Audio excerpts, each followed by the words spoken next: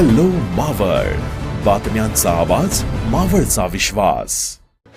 Mumbai Pune express वेवरील missing लिंकच्या सुमारे 9 kilometre लांबीच्या बोगद्यात रात्री 1:30 वाजण्याच्या सुमारास भीषण अपघात झाला.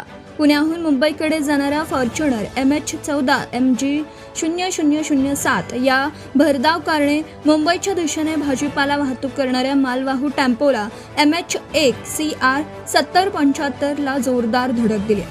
बोगद्यातील सुमारे 7 किलोमीटरवर हा अपघात घडला.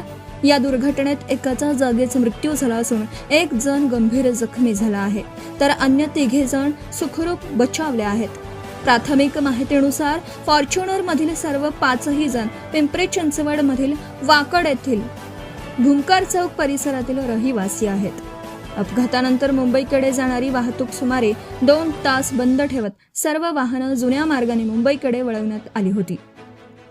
महामार्ग पोलीस, IRB पथक, देवदूत आणि मदत यंत्रणांनी तातडीने घटनास्थळी धाव घेत जखमींना अपघातग्रस्त वाहनातून बाहेर काढून उपचारासाठी रुग्णालयात दाखल केलं. 2ही अपघातग्रस्त वाहने महामार्गावरून हटवल्यानंतर मुंबईकडे जाणारी वाहतूक पूर्ववत करण्यात आली. या प्रकरणाचा पुढील तपास महामार्ग पोलीस करत आहेत.